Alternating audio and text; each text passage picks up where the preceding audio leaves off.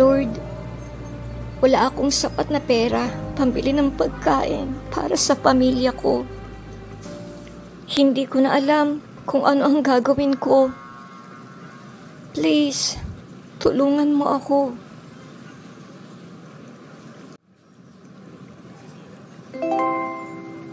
Libreng pagkain. Namimigay kami ng libreng pagkain.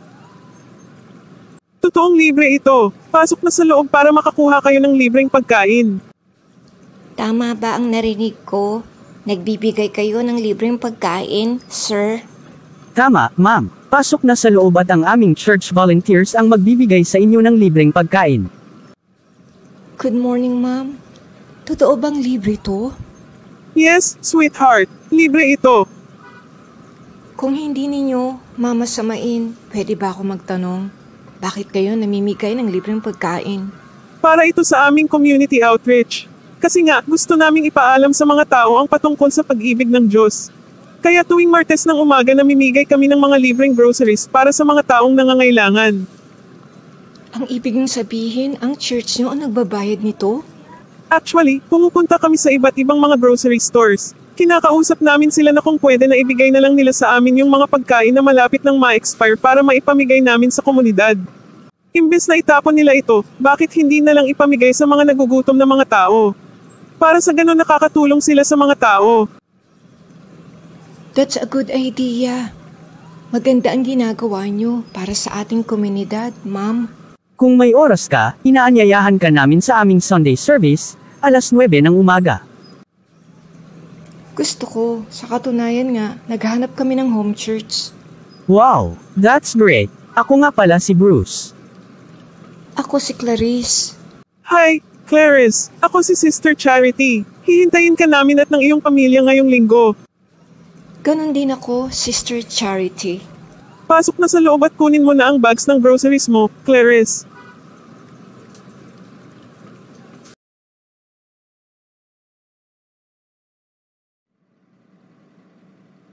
May oras pa ako para ayusin ang mga kahon. Dave, pinapatawag ka ng HR manager. Okay, sige, susunod na ako. Mr. Harvey, pinapatawag niyo ba ako? I'm sorry Dave pero hindi na ako magpapaligoy-ligoy pa. Dahil sa mga pagbabago sa ating kumpanya, nagpasya ang HR department na tanggalin ang mga may edad ng empleyado sa ating ospital. At isa ka sa masisibak. Pero bakit Mr. Harvey? 15 taon na akong nagtatrabaho dito. Kailangan ko ang trabahong ito. Iyan nga ang gusto kong sabihin. Ayaw ng management na taasan ang sweldo ng mga matatagal ng empleyado. Isa pa, sagutin ka pa namin. Napapansin ko rin na napapadalas ang sick leave mo, Dave. Kaya, nagpasya kami na tanggalin ka sa ospital na ito. Pumunta ka sa accounting department at kunin mo ang huling sahod mo.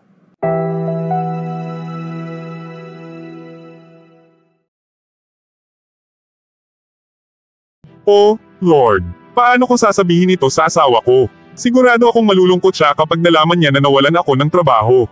Samahan mo kami, Panginoon. Hindi ko na alam kung ano ang gagawin ko.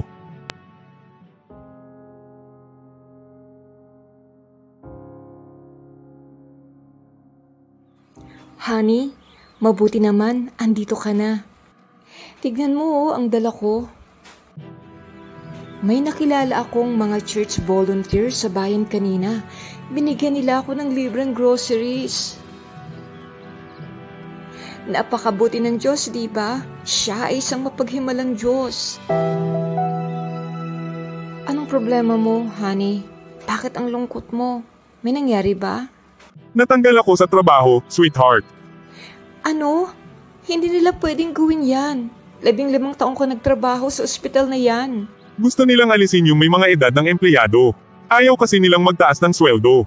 Gusto nila kaming palitan ng mga baguhan. Anong gagawin natin? Paano na tayo mabubuhay, honey? Ang magagawa lang natin sa ngayon ay magtiwala sa Diyos, sweetheart.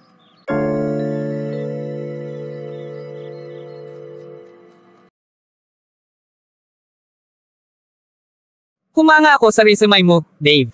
Magagamit ko ang taong katulad mo sa pharmacy ko. Pero sa ngayon wala pa kaming bakante. Pero huwag kang mag-alala, once na magkaroon kami ng opening tatawagan kita kaagad. Handa kong gawin kahit anong posisyon ang ibigay mo sa akin, mister. Ramirez, thanks for your time. Nakahanda akong gawin kahit anong klaseng trabaho, Mr. Marvin. Kailangan ko ang trabahong ito para sa pamilya ko. Naiintindihan kita, Dave. Ang isa sa aming empleyado ay nag-maternity leave.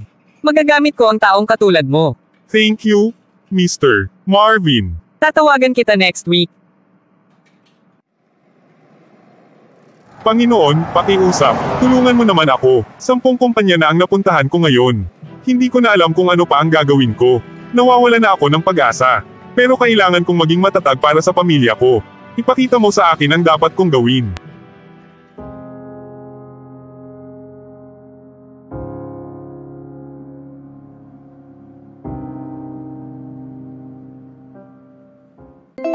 Hitchhiker. Halika, sakay, kuya. Huwag kang mahiya, kuya. Saan ang punta mo, kuya? Sobrang lamig pa naman ngayon. Buti na lang nakita kita. Marami pa namang masasamang tao sa panahon natin ngayon.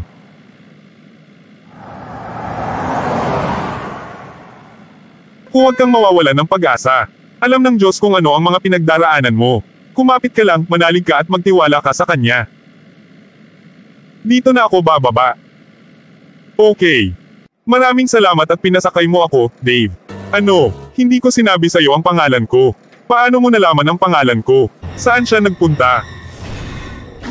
Anong nangyari, Lord? Anghel ba ang naisakay ko?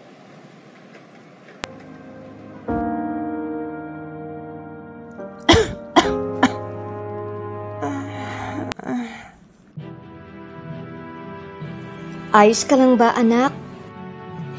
Ma'am, ang sama ng pakiramdam ko. Nahihirapan akong huminga. Ang sakit ng buo kong katawan at sobrang sakit ng ulo ko. Huwag kang mag-alala, Sydney. Aalagaan kita. Pansamantala, magpahinga ka muna sa kwarto mo. Salamat, Ma'am. Bubuti rin ang pakiramdam ko. Alam ko, sweetheart.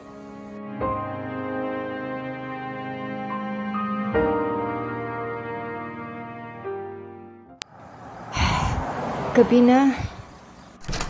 Oh, my. Mukhang pagod na pagod ka na. Saan ka ba nang galing? Ang dami kong pinuntahang kumpanya. Siguro pagod ka na at gutom, honey. Oo, gutom na nga ako, dear. Umupo ka muna at ipaghahain kita ang hapunan. May magandang bagay na nangyari sa akin ngayon. May naisakay akong anghel. Seryoso ka? Paano mo nalamang anghel siya? May nakisakay sa akin kanina noong papauwi na ako. Tahimik lang siya at hindi siya kumikibo. Pero iba ang naramdaman ko sa kanya. May naramdaman akong kapayapaan sa puso ko. May sinabi siya sa akin na kakaiba. Sabi niya, kailangan ko daw na maging matatag at huwag mawawala ng pag-asa. Noong bumaba siya sinabi niya, salamat dahil sa inangkas mo ako, Dave. Nagtataka ako kung bakit niya nalaman ang pangalan ko. Hindi naman ako nagpakilala sa kanya. Noong lumingon ako, bigla siyang nawala. Oh, wow! Talagang mahal tayo ng Diyos. At nagpadala siya sa atin ng mensaherong anghel. Alam ko, honey, gawa ng pakiramdam ko noong marinig ko yung sinabi ng anghel.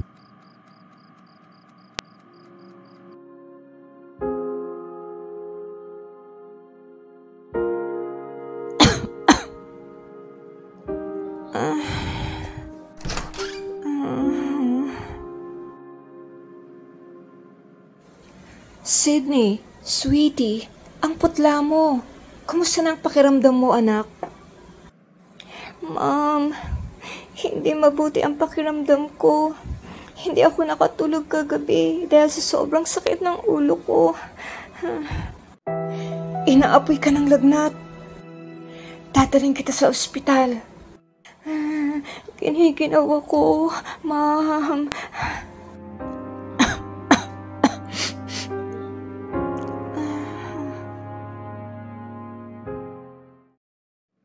Yes, honey. Andito kami sa ospital. Okay. Sige. Huwag kang mag-alala, honey. Tatawagan kita ulit mamaya. Sige. Bye. I love you too. Bye.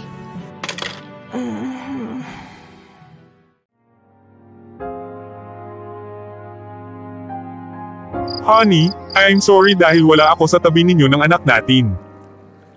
Naunawaan kita. Kinagawa mo ang lahat ng makakaya mo. Umuwi lang ako saglit para kumuha ng gamit ni Sydney.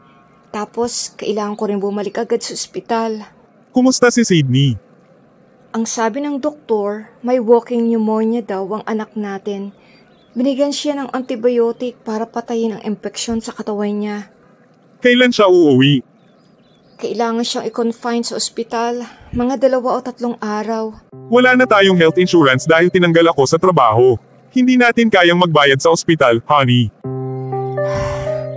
Alam ko, dear. Pero, kailangan nating alagaan ang anak natin.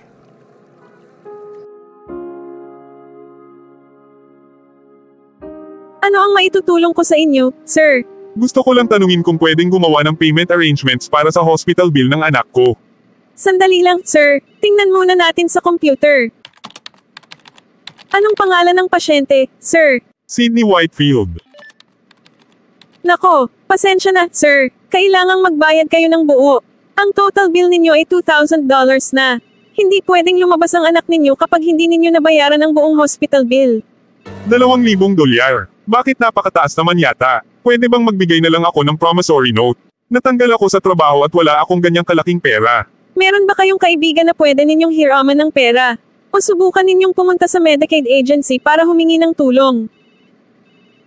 Sir, kailangan ninyong mabayaran ang bill ninyo ngayon. Pasensya na po, sir.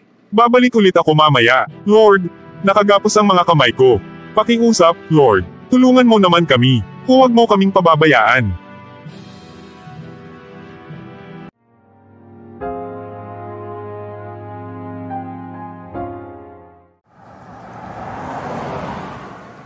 Lord, please, huwag mo naman kaming pababayaan. Maraming panahon kaming naglingkod sa iyo. Magbigay ka ng aming pangangailangan, please. Huwag kang mag-alala. Nasa likod mo lang ang Diyos, Dave. Ikaw, kilala kita. Ikaw ang anghel ng Diyos. Saan siya nagpunta?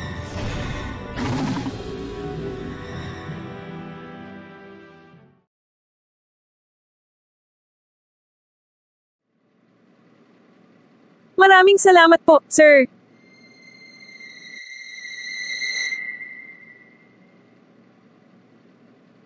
Good evening po. Anong maitutulong ko sa inyo, ma'am?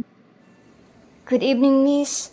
Pwede bang mahingi yung kopya ng final bill namin? Sure. Anong pong pangalan ng pasyente? Sydney Whitefield. Sydney Whitefield. Alam ko na kinausap na kayo ng asawa ko patungkol dito. Hindi namin kayang bayaran ng buo ang hospital bill ng anak ko.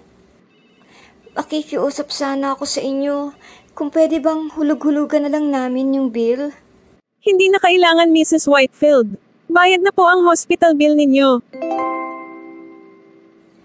Anong ibig mong sabihin? May nagbayad na po ng hospital bill ninyo. Ha? Sino? Yung lalaki na nandito na nakita ninyo kanina. Sino siya? Alam mo ba ang pangalan niya? May numero ka ba niya? Kaaalis lang niya. Kung bibilisan ninyo baka mabutan niyo po siya. Hanapin ko siya. Wala na siya dito. Saan kaya siya nagpunta?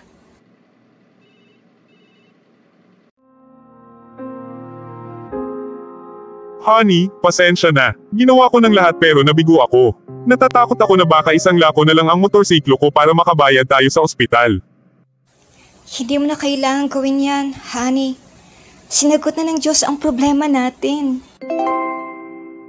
Anong ibig mong sabihin? May nagbayad na ng hospital bill natin. Ha? Sino? Hindi ko kilala yung lalaki. Anong itsura niya? Nakasuot siya ng puting damit, may mabait siyang mata at maamong muka. Matangkad siya at magandang lalaki. Oh, Diyos ko. Siya iyan, Clarice. Siya yung anghel na sinasabi ko sa iyo na nakita ko noong isang araw. At kanina din nakita ko siya. Mabuti ang Diyos. Salamat, Father God, sa iyong kabutihan sa amin. Purihin ka, Jesus.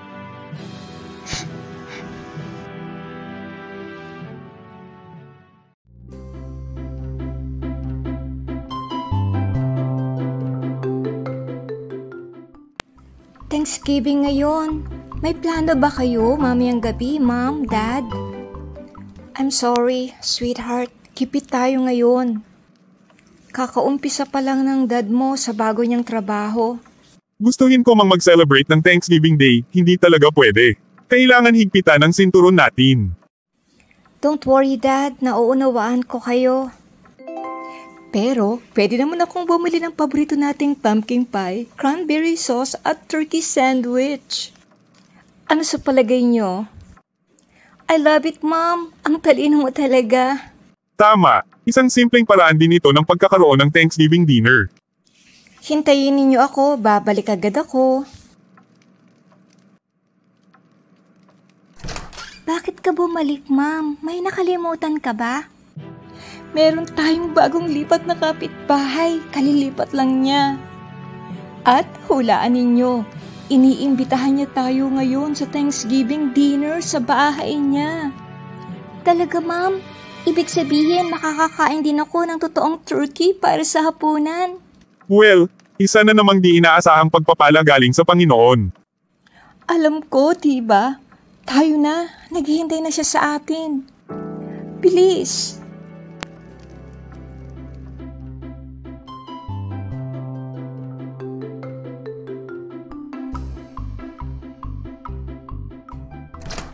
Tuloy kayo.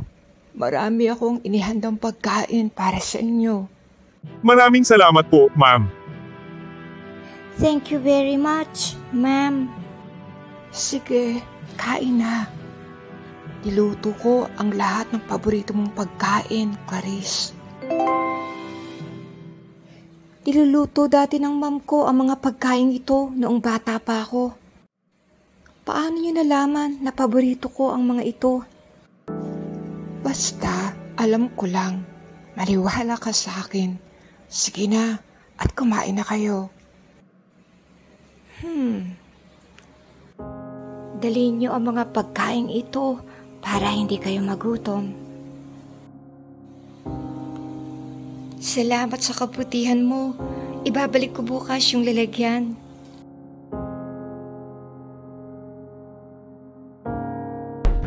Tao po? May tao ba dito? Siguro walang tao. Siguro nga. Hi, anong maitutulong ko sa inyo? Hinahanap namin yung babaeng nakatira dito. Isasoli lang namin yung mga lalagyan niya ng pagkain. Anong sinasabi mo, ate? 6 na buwan nang walang nakatira sa bahay na ito. Walang nakatira dito. Sigurado ka ba, kuya? Andito lang kami kagabi. Dito pa nga kami kumain ng Thanksgiving dinner dito sa bahay na ito. Hindi ko alam pero wala talagang nakatira dito. Baka nagkamali lang kayo ng bahay na pinuntahan. Pasensya na. Napaka-imposible talaga. Isa rin ba siyang anghel ng Diyos?